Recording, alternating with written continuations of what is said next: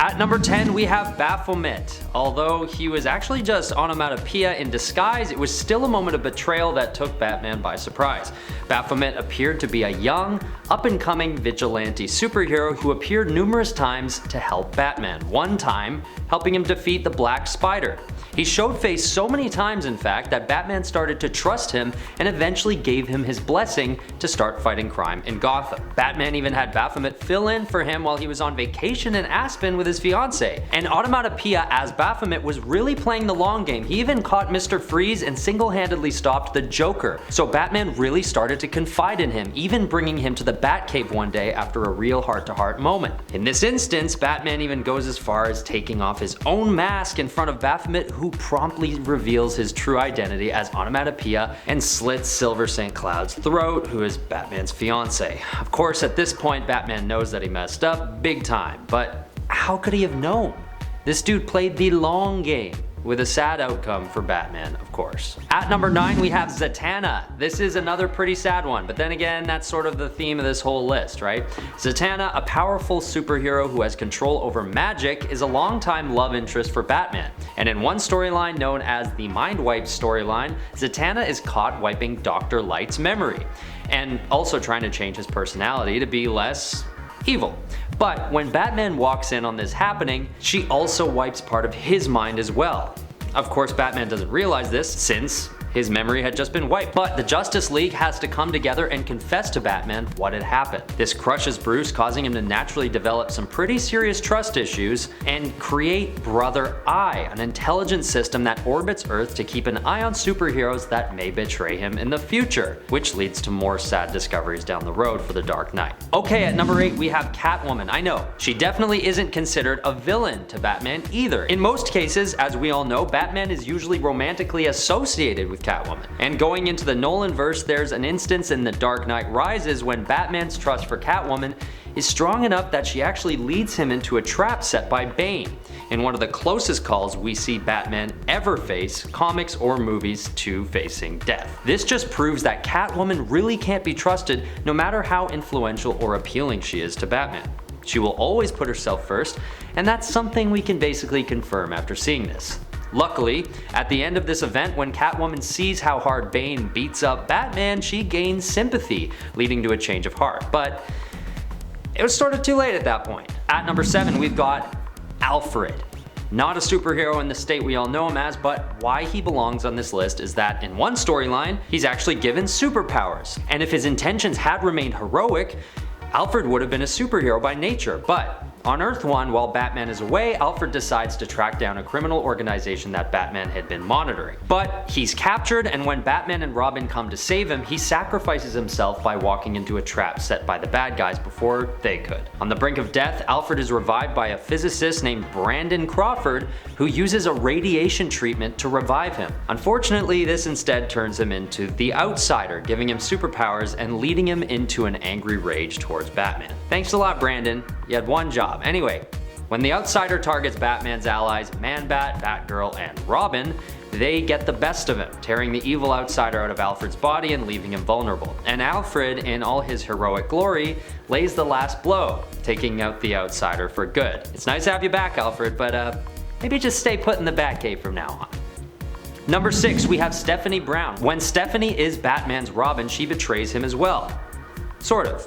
It was an accident, but a betrayal nonetheless. When Batman seemingly dismisses her abilities to be an adequate Robin, she sort of pushes him to train her, which he finally does. But when she disobeys him twice in combat, Batman is forced to retire her because he feels he just can't trust her. Feeling isolated, she goes off on her own to try and prove her worth.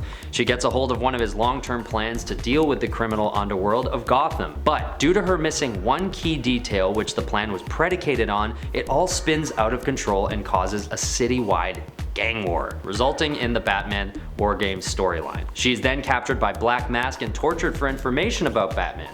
She escapes, but later succumbs to her injuries in the hospital with Batman by her bedside. A very sad end to a potential superhero who just wanted to be accepted, but instead betrayed the very man she was trying to impress. At number 5, there's Jason Todd. Jason, who used to work alongside Batman as Robin, turns on him and teams up with the Riddler and Hush, another character who betrays Batman. We'll talk about that later. What happens is that Batman thinks Jason was killed by the Joker, and after a while of accepting this as fact, Batman is completely caught off guard by the return of his old partner, but this time with ill intentions for Bruce Wayne. So it turns out he actually is killed by the Joker, but after Superman Prime alters reality, Jason is revived. Sort of. He falls into a coma for a year and is taken by Talia al Ghul to a Lazarus pit to restore his powers, but when he reemerges, he isn't himself and is influenced by Talia to confront Batman, wondering how the Joker hadn't been killed to avenge his death. When Batman doesn't show remorse that he spared the Joker's life, Jason is enraged and takes on the mantle of Red Hood. He then does some nasty stuff like leading multiple criminal gangs in Gotham, sharing Batman's identity with Hush and the Riddler, and other villainous things which would be detrimental to Batman's ability to keep the streets of Gotham adequately protected. At number 4, we have AZRAEL, or John Paul Valley, in the Batman Nightfall story arc. A staunch supporter of Bruce Wayne, John Paul Valley is placed in charge of the Batman alias as Bruce Wayne is facing burnout due to run-ins with Bane. But while AZRAEL is wearing the mask and cape, he actually starts to inflict too much violence on the criminals of Gotham, going against the reputation that Bruce had taken so long to develop. AZRAEL even goes as far as distancing himself from Robin, believing that Robin isn't enforcing enough violence on the criminals of Gotham, seeing this as the only way to restore peace. Commissioner Gordon's trust towards Batman also takes a hit from John Paul's instability, because of course, no one is informed that this new Batman isn't in fact Bruce Wayne. It's another devastating betrayal of Bruce Wayne's trust, because when Bruce needed him most, a close confidant not only betrays his wishes and his reputation, but also gets carried away with his influence over Gotham, at one point leaving a captured civilian to die, along with serial killer Abattoir, who had been the captor. Just a flat out betrayal all across the board. Okay, at number 3 we have Thomas Elliot, otherwise known as Hush. Thomas was a childhood friend of Bruce Wayne who had the ability to become a superhero, but instead went supervillain, taking a stance against Batman in everything he does. What happens is that Thomas Elliot turns bad and decides to try and kill his parents for their fortunes. But Thomas Wayne, Bruce's father, actually keeps his mother alive due to his advanced surgical skills, which angers Thomas, who turns on Bruce in a bitter turn to resentment. He starts referring to himself as Hush, a masked villain covered in bandages set out to defeat Batman. And he gets pretty close too, teaming up with the Riddler, the Joker, Poison Ivy, and Killer Croc in an elaborate plan to take down Bruce Wayne altogether. So yes, I know what you're thinking. He's not really a superhero, but deserves a spot high on this list because he could have been. This guy had dealt with a tougher upbringing than Bruce, his dad being an abusive alcoholic and his mother never protecting him adequately, so he had a harder time following the path of good that Bruce had led. But when they would play together as kids, Thomas would often outmaneuver Bruce, proving that had he pushed through his trauma and gone down a path of good like Bruce, he could have been a superhero that might have even contended with Batman's abilities. And I just had to put him on the list of times Batman was betrayed, because what hurts more than a longtime friend betraying you know what I mean? Actually, I hope you don't know what I mean. Let's keep it at that. At number 2, we take a look at the Injustice storyline when Superman betrays his otherwise longtime friend Bruce Wayne, along with some other superheroes as well. In a storyline explored both in the comics and in the video games, Superman is tricked into killing a pregnant Lois Lane under the influence of drugs that the Joker gives him. As a result, Superman goes against his core values and kills the Joker. This throws him into a spiral, as he also turns on other members of the Justice League who he once called teammates, including Batman. When Batman notices that Superman's reign of terror has turned into an authoritarian regime, he sets out to stop him. So what does the once heroic Superman do? He reveals Batman's true identity to the world and recruits Bruce's own son Damian to fight against him and the Justice League alongside him. Ouch. This brings us to number 1, Damian Wayne, Bruce Wayne's own son. This is a sad and a brutal betrayal, which is why it belongs at number 1 for me. Having been brought up by his mother Talia al Ghul and trained as an assassin from a young age, Damian is an aggressive and unagreeable young man who doesn't like to follow rules, especially those set by his father, who he feels is too easy on the criminals and isn't allowing him to thrive as the trained assassin that he is. Sound familiar? So when the opportunity arises, Damian Wayne joins up with Superman, who, as we've just previously explored, had just adopted all those values that Damian desired.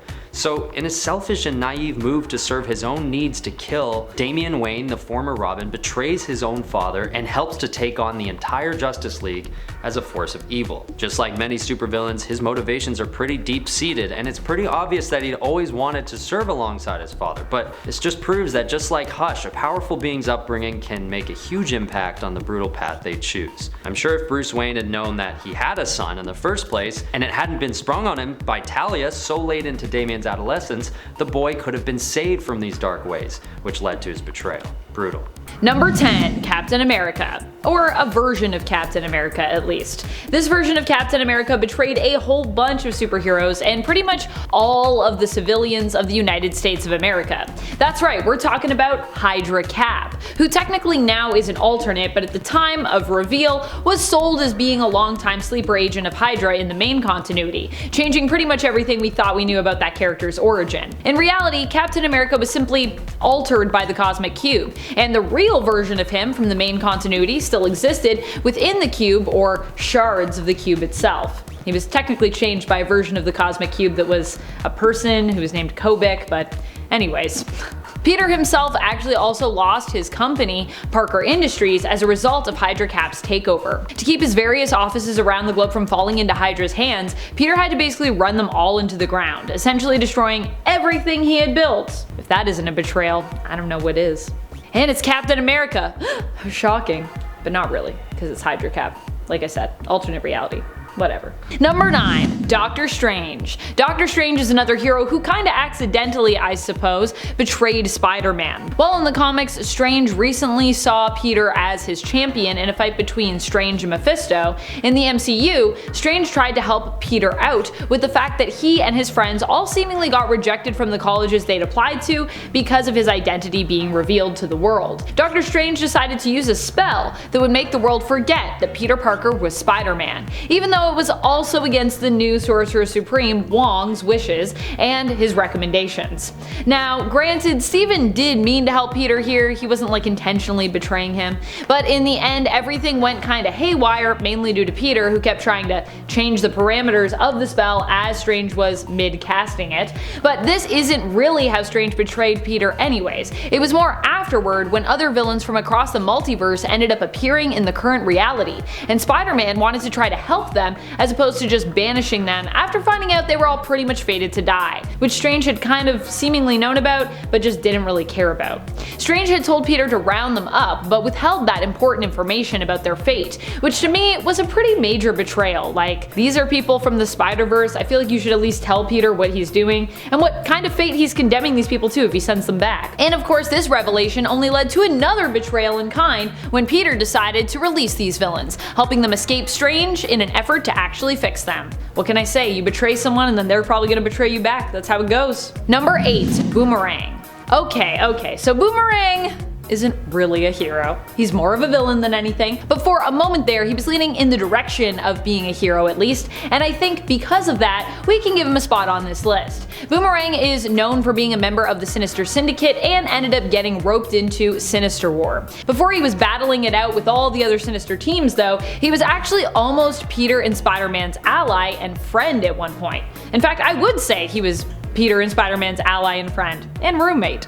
Okay, so in reality, Boomerang was just using him to get help collecting pieces of a tablet that he wanted, but that's where the betrayal part comes in. When Fred Myers applied to be Peter Parker's roommate due to Myers' reputation, Parker really wasn't feeling it. He wasn't so sure. But he did decide ultimately to give Myers a chance after he kinda helped him out and kinda saved his life. And when he did, he was happily surprised. The two became friends, and Boomerang even showed promise as Spider-Man's ally and a potential hero in his own right.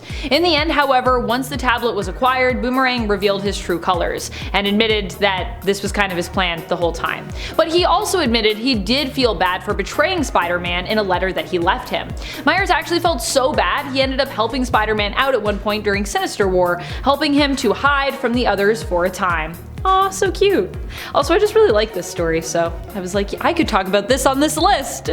and I got excited, and here we are. Number 7. Fantastic Four. When Spider-Man was just starting out, the Fantastic Four were among those to betray him. I know, shocking. Spider-Man went to them looking for help supporting his Aunt May and himself. You see, back in those days, and kind of in general with Spider-Man and his comics, money was tight, and Spider-Man was trying to find a way that he could use his talents and his abilities to help pay the bills. He was hoping to join the FF, who he assumed must have a salary wage as superheroes that would be reasonable in amount due to them, you know, saving the world all the time. Unfortunately, that was not the case. He broke into the Baxter Building in an attempt to impress the family of amazing superheroes, only to find out that they were a non-profit organization and they didn't really get paid to do what they did. And even if they had space on the team and could afford to pay Spidey, they claimed initially they wouldn't really want him. Ouch. Spider-Man at the time was considered an outlaw by the press and police, and they didn't want to be affiliated with him even. Harsh. Of course, that's all water under the bridge now, and Spider-Man has actually been a member of the FF's Future Foundation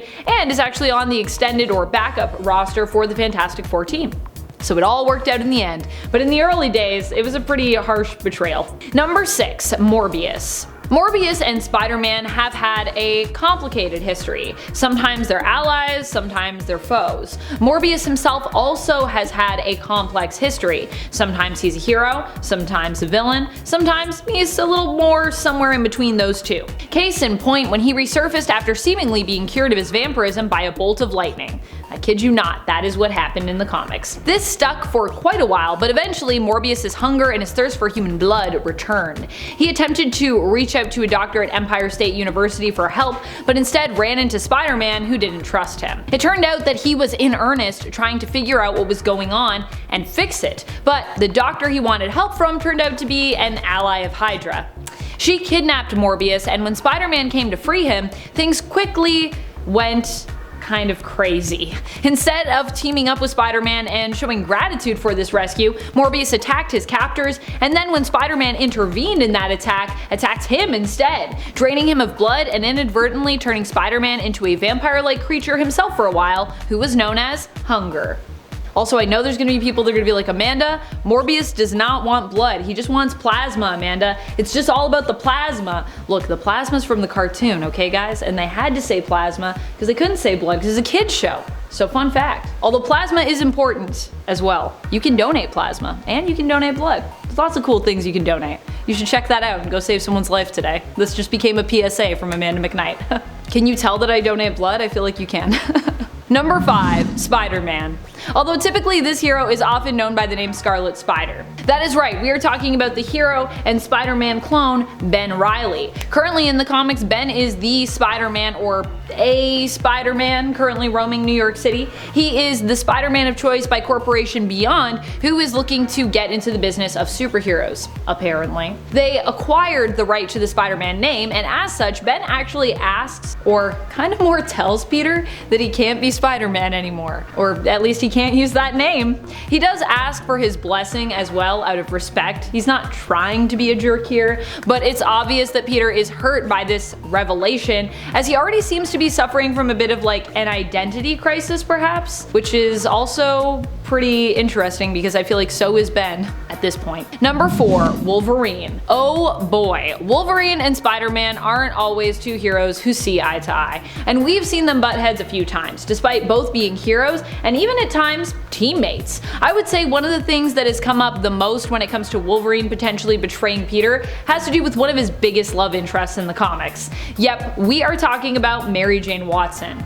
In the Ultimate Comics, the two heroes body swapped, and Wolverine in Peter's body attempted to put some major moves on Mary Jane, and in the main continuity, Wolverine once insulted their relationship, causing Peter to throw him through the window of a building. A seemingly impenetrable, bulletproof window too. Just FYI. That is how upset Peter was about the remark. Number 3. Black Cat. Black Cat is another hero who has betrayed Peter in the past. And to those of you focusing on her more criminal and villainous past, yes, Felicia Hardy is not a saint, but I would argue that now, currently in the comics, she is more a hero than a villain. Also, she recently just like worked with Captain America, and I feel like if you're doing that, you gotta be pretty good, right? Captain America doesn't really work with villains usually. I think at least we can give her an anti-hero status. She betrayed Spider years ago, but has also betrayed him more than once when she ended up going behind his back to get herself some superpowers. She did this because she knew Spider-Man was worried for her safety, and she wanted to be able to keep up with him and help him, you know, to not worry about her.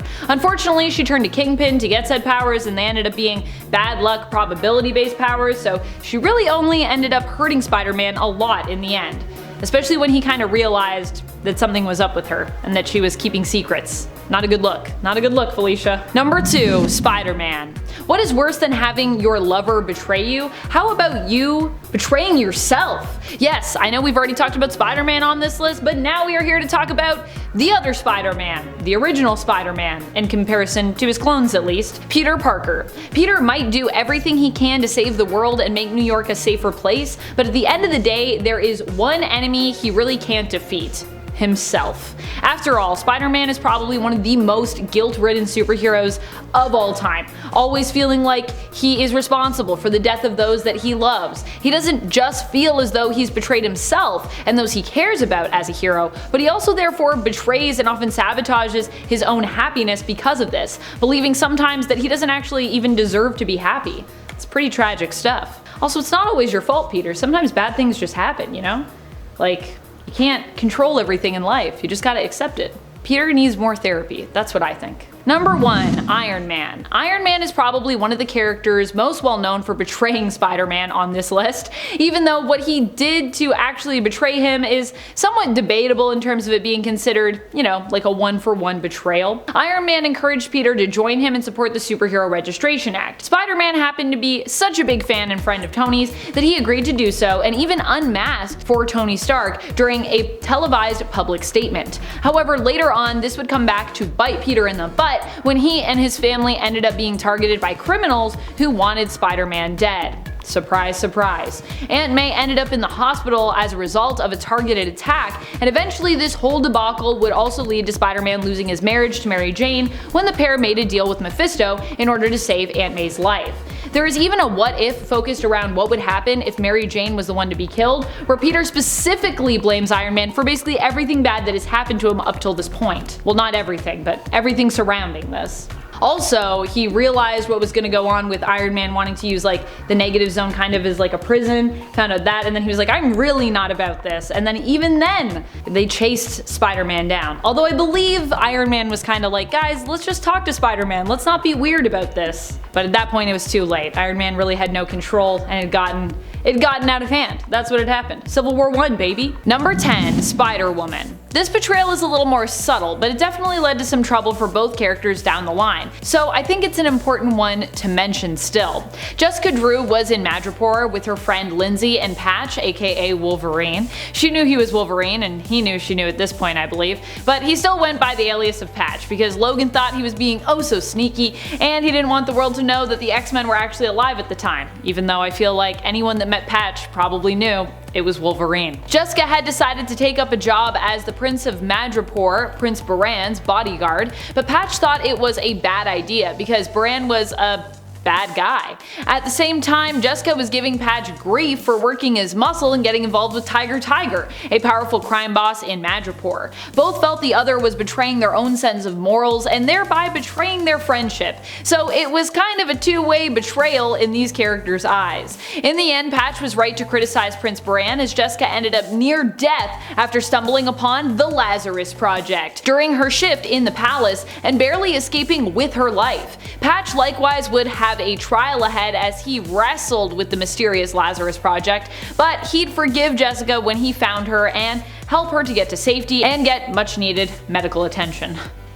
She was pretty messed up. Don't you hate when that happens? Don't you hate when you stumble upon mysterious projects and then you just get like thrown into a sewer because you're like in such a terrible condition? I know I do. Number 9. Gambit. In this case, Gambit wasn't entirely in control of himself. He was under the influence of the Shadow King, who had possessed him and made him fight against Logan. Wolverine happened to be the one to face off with him. He managed to get the drop on Gambit, defeating him in battle when Wolverine successfully pinned him down. This all happened too after Wolverine had been cut off from the rest of those X-Men who were not influenced by Shadow King, but as Wolverine said while Gambit was busy throwing insults his way, he is one of the best when it comes to winning fights. And regardless of being cut off from support, that is exactly what happened here. And friends, before we move on to this next spot, if you are loving this list and you want to hear about more superheroes who have been betrayed, oh no, be sure to let us know by giving this video a thumbs up. Number 8. Wolverine. Laura Kinney, formerly known as X-23, and Logan have quite the complex past.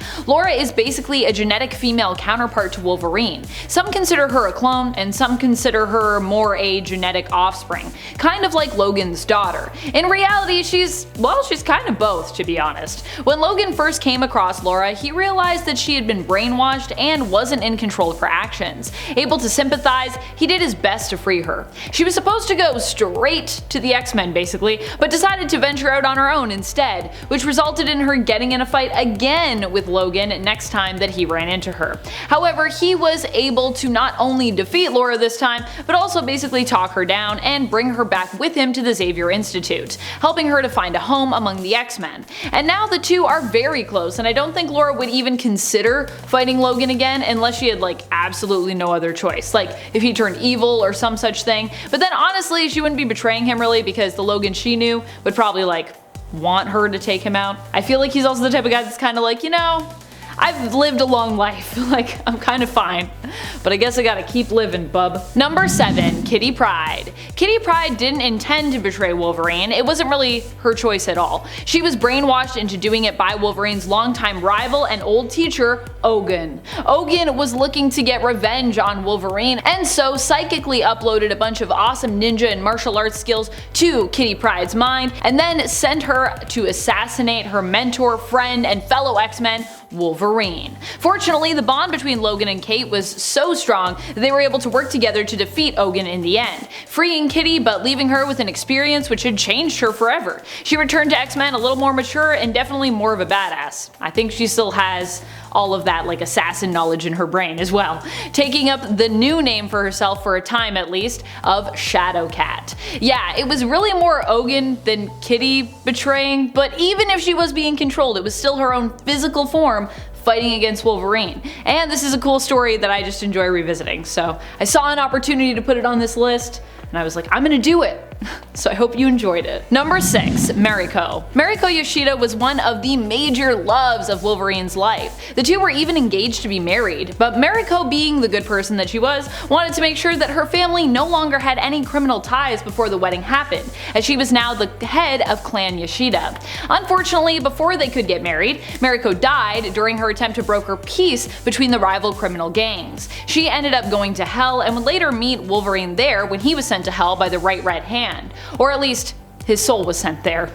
His physical form was still on Earth, but it's a whole story. While his soul was there, his suffering would manifest in him being tormented by Mariko, his former love. She didn't want to torment Wolverine, but she pretty much had no choice. Despite this, Wolverine, when he escaped, came back and tried to free her, but Mariko believed she deserved what she got and chose to stay in hell, refusing to let him save her. I think she felt pretty bad because she was like, I feel like I betrayed you, and also I got stuff to atone for, you know? Number 5. Scarlet Witch. As much as I hate to include someone like Wanda on this list, it kinda has to be mentioned that she technically betrayed all of mutant kind with Decimation and M-Day. Of course, I will still argue that this really only happened because Wanda's mental health was often shafted in her past, and so her kinda snapping after House of M made a whole lot of sense. While Wolverine was still Wolverine, there were a lot of mutants, and I mean a lot, that were affected. The whole community felt this blow, and Wolverine was part of that community, so even though he still had his powers, he was still hurting a lot, I think.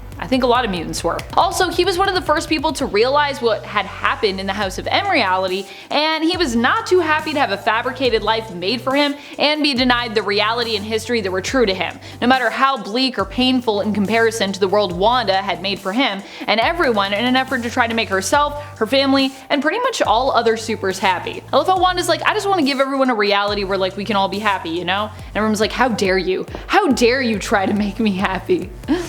Obviously, I feel very bad for Wanda, I think you can tell.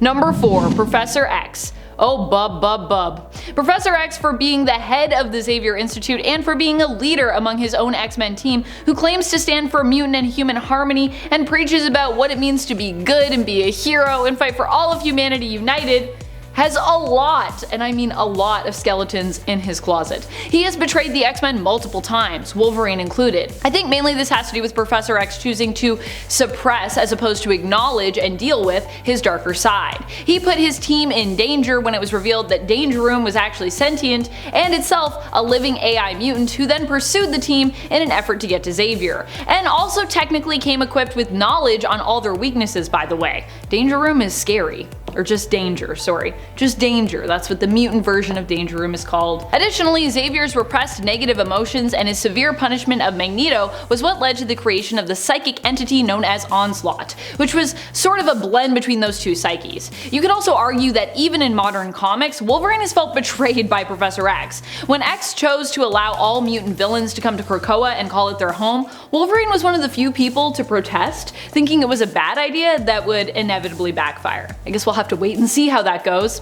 Although I feel like based on Inferno, Wolverine may have been right here. Number 3, Hulk. The Hulk has always been a rival of Wolverine's, despite the fact that both of them are heroes. In fact, Wolverine made his first appearance in Incredible Hulk issue 180, where he fought against him. Hulk has dropped in to fight Wolverine a few times in the comics, and sometimes does so just to prove that I guess he's the strongest between them. Although it doesn't always end that way. In fact, quite a few times their fights have actually ended more in a tie than anything. Some of Hulk's other personas, like Joe Fixit, have also gotten involved with Wolverine, and even when Fixit has meant well, there is an animosity between these two that generally leads to Fixit causing more trouble for Logan during their adventures. This is usually because they each have their own approach to dealing with problems and with baddies. Although, I guess, to be fair, it seems that the Hulk usually also feels betrayed, which is what leads to their fighting. But even the slightest thing can set him off, so these betrayals are usually just from some like small remark that Wolverine has made. So in the end, I always feel like Wolverine is more betrayed by the Hulk because he's just like said something offhand, and then the Hulk's like, now we have to fight. It's like, whoa.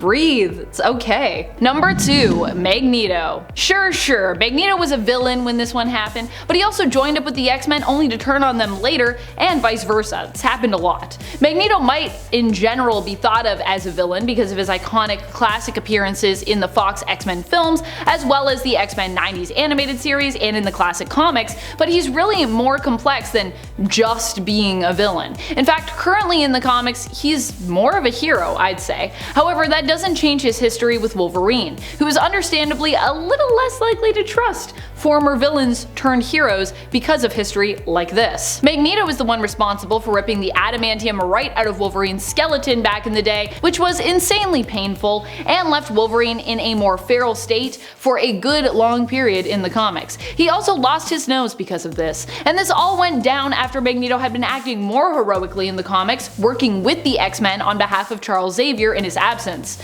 In fact, Magneto was like the leader of the X-Men then, so if you want to be like, but he's a villain, he was definitely a hero and then he went back to being a villain. He felt like other people were betraying him.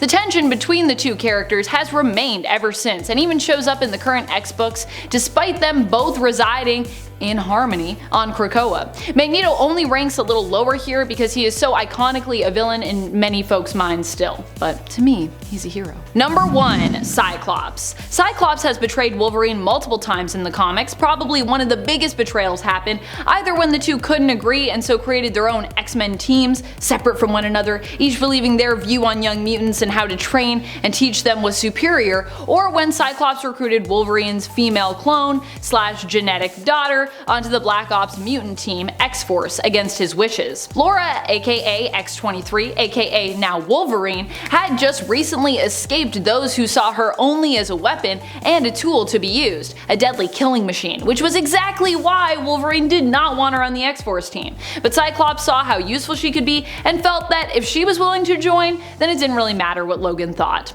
Wolverine evidently disagreed with his outlook. He disagreed quite strongly.